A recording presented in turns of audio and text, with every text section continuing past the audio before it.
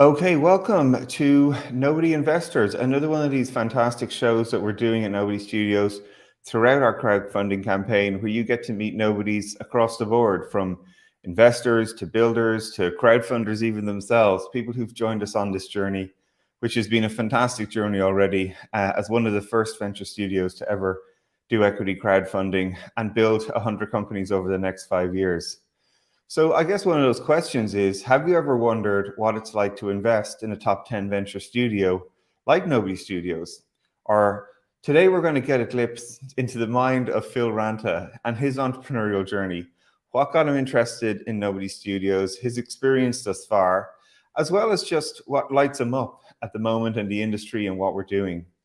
He's the former head of gaming creators for North America at Facebook, where he grew the business by 5x. He's literally an overachiever, but he's so down to earth and a fun person to spend time with. He's worked with stars all over the world, from Ronda Rousey in the UFC to really emerging influencers like Corona Croft. So without further ado, let's welcome the man of the moment, Phil Ranta. How you doing, Phil? Hello, it's good to be here, Barry. And I'm really excited about the Stay Puft Marshmallow Man behind you. The nerd in me is like super excited by that. That's it. I always have to have a few little plants to get people excited in the background with this show, because you always find what people love and care about. The So Lego Yellow Submarine from the Beatles. There's a there you lot of great go. stuff back there. Yeah, no, I'm a Lego junkie. My wife actually got me Optimus Prime for the holidays, and I'm Nice. halfway through it. So I'm looking forward to trying to finish it over the next few days. The fact that Legos are for adults now, so that was a brilliant expansion of their business to just be like, let's make impossible Legos that will appeal to men in their 40s, and then we'll get them involved. I'm back. I'm back. I'm still back and still buying. Love it. Yeah. So, Phil, look, your story's been phenomenal, right? I think you just bring great energy to everything that you participate in, but your own entrepreneurial journey is really fascinating. So when you look back at, today you're working in, one of the leading sort of new media and marketing and influencer businesses in the world, a huge passion for the Web3 area. Mhm. You know, what was some of the key turning points for you in your own entrepreneurial journey, if you will, that sort of got you doing what you're doing today? God, key turning point. I feel like my whole life has been a series of turning points. I started as one of the original types of entrepreneurs, as a performer. I was a stand-up and improv comedian, and I think that taught me how to be scrappy, personal branding. Like, I was learning all of these lessons about being an entrepreneur without even knowing I was In doing real those time. lessons. Right. Yeah, Yeah, exactly. Yeah. you just kind of figure it out as you go. And I was also a content creator back then, but I didn't know. Content creator wasn't a coined term at that point, but all I knew was I was making video that wasn't good enough for movie or TV, and it was short form, and I was enjoying making it. I thought of myself as more like a sketch comedian, kind of like doing low budget SNL, but there was nowhere to put it. I was a Newgrounds junkie in the early 2000s, and we were paying for web hosting because Google Video hadn't launched yet. And Wow. so all of these things are kind of like little entrepreneurial things. But it also, I sold my first show that I made when I was at film school to a digital platform. So I was a showrunner at the age of 23, making these short form videos. And then I immediately got hired to run a department for a mobile phone content company where they had no idea how to run a content business. And frankly, neither did I. So everything was kind of like building from the ground up. And that's been kind of a weird part of my career, is I'm the guy that has oftentimes been hired when people are like, I don't know what to do with this. I want somebody to go figure out what to do with this, and I don't want to be involved. And then they give me a budget and goals, and then I just go run with. So it's like, I love emerging markets because it allows me the Right. freedom to just go run fast. So turning points, I don't know. When I see a hockey sticking market in Forbes and I go, ooh, I think I can crack that market. That's what really gets me revved up.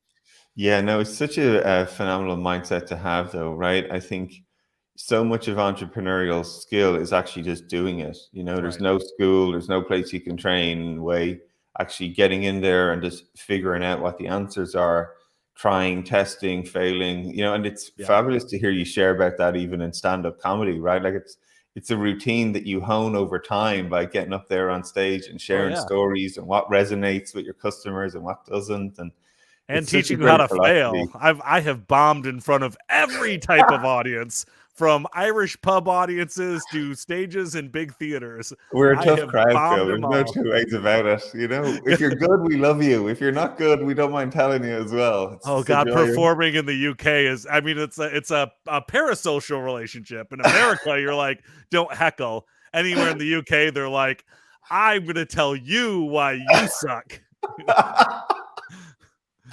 Oh, I love it. Yeah. So look, you've been, as I say, you've been involved in so many interesting businesses, right? Even at the moment, we have verified, fantastic, really interesting company.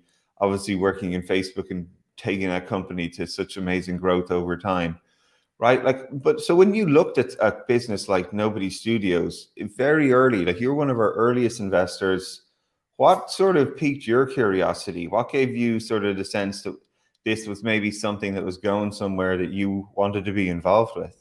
Yeah, I mean, so much of my career has been spent. First of all, I am a digital wonk. The one through line that everything I've done has been, I'm addicted to the idea of digital content. Sometimes it's text, sometimes it's pictures, sometimes it's video, but the idea that like anyone can log onto a computer and create something and go viral, like that's what gets me up in the morning. Yeah. And So, when I saw, I mean, it was my first meeting with Mark. John Canning introduced me to him, said you got to meet this guy.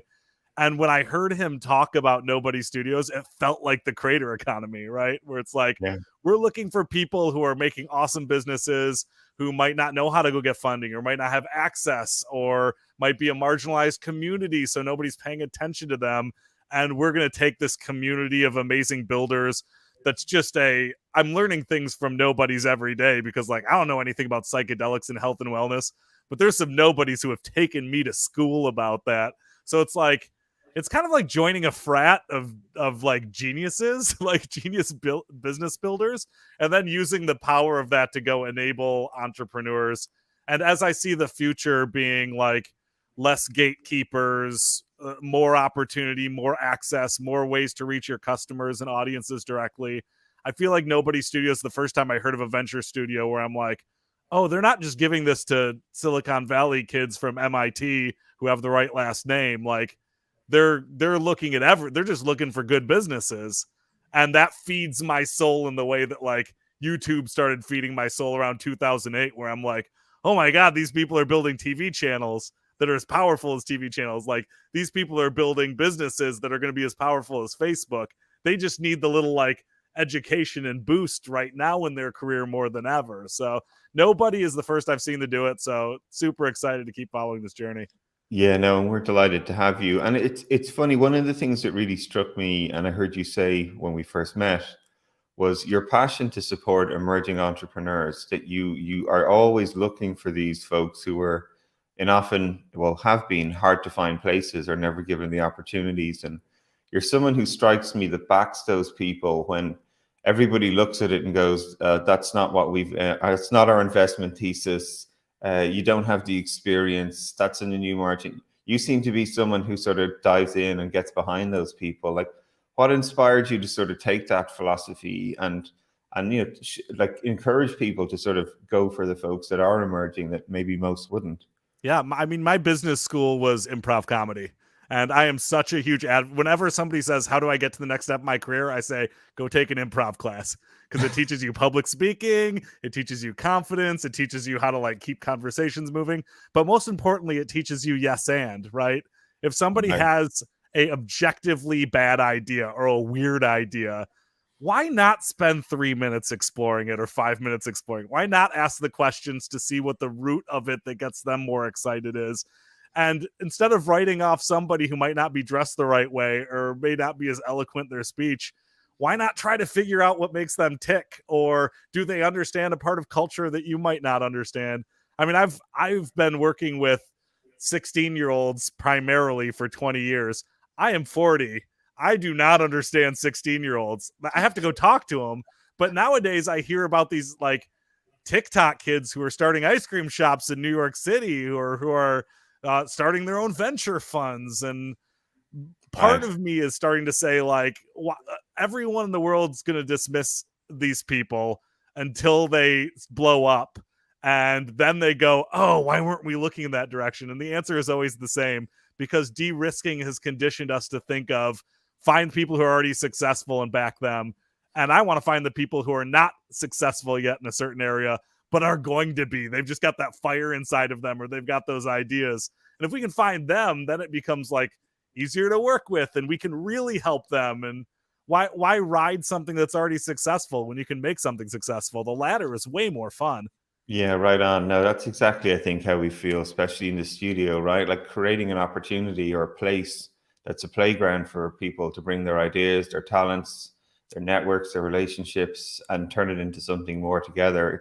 It's one of the most special parts. I think it's even the fact of launching this crowdfunding. It's, raising capital via the crowd is not necessarily the easiest way to raise capital.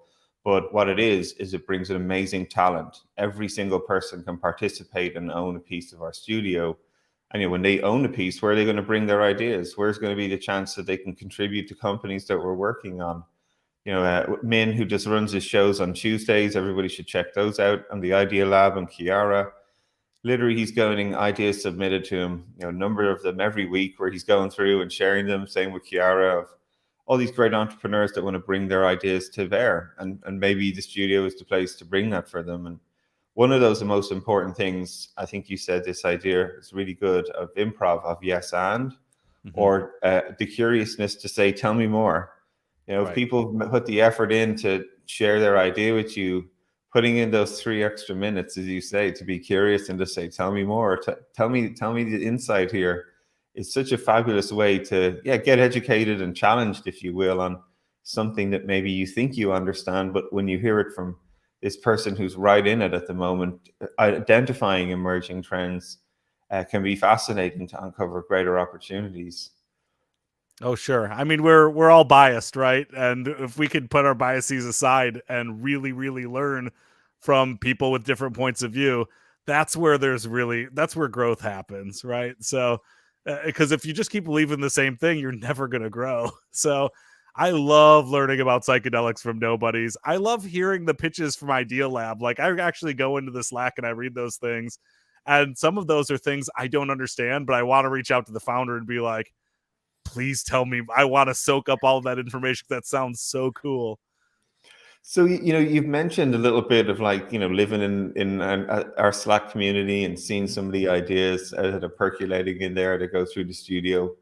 Over the time that you've been with us, as one of our earliest investors over the last 2 years, what's been some of the things that have really stood out to you as we've gone along, or you've seen the evolution in the Nobody Studios journey? Yeah, I mean, one of my favorite things in the world, and this might sound weird, is where Barry, you or Mark or Dr. Eric or somebody hits me up randomly and says, hey, there's this really cool founder. Can you just jump in on a call?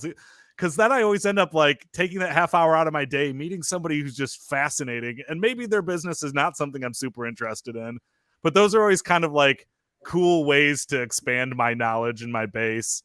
Not only that, but just kind of, I mean, I think I drive Mark insane, but every time I have a business idea, being able to chuck it his way and say, hey, is this something? Now I'm going to start throwing it through the Idea Lab. But in the very early days, it was a lot of just Barry, you got some of those emails where I was just this is a great idea, I swear.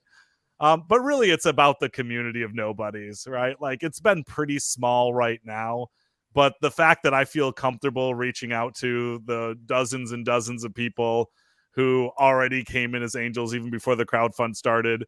And if I did have something that was intersecting my world and health and wellness, or, I know who to go to and talk to. And I feel like we're kind of friends in a community now. So I'm already extracting a lot of value on that side. Yeah, and you're also bringing a lot of energy, Phil. I think, again, one of the things that has always struck me about you is your enthusiasm and your genuine energy to understand what people are doing. And yeah, like I say, half the fun is our luck is that we can pull on this brain trust of people like yourselves and other fantastic nobodies to really create more together. That's sort of the power, again, of the crowd. We have this amazing kritsu of talent, people who understand domains, who are experts in their fields. But when you get all those people together, it's just magic happens. And, we're starting to see those early connections start to fire.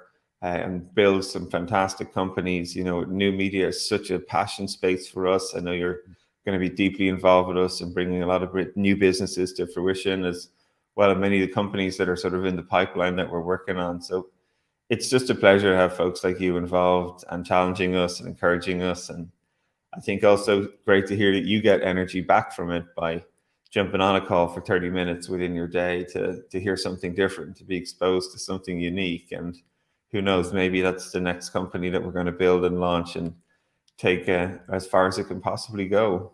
Yeah, I mean, there's a few in the pipeline that we can't talk about yet, but I already like in my head, I'm like, I know how that could become a $1 billion company. It's still entrepreneurship, and there's a lot of steps and a lot of good luck and everything else that needs to happen. But like, I see a vision for how it can be the future. That stuff is super exciting. And Yeah. I can't wait until we can talk about some of these companies, because I will LinkedIn post about it like crazy. Yeah, no, I appreciate you sharing what we're doing and turning the noise up on what we're doing and sending articles of look at this domain and these spaces. These are all going to be $1 billion companies. So we need one in each space.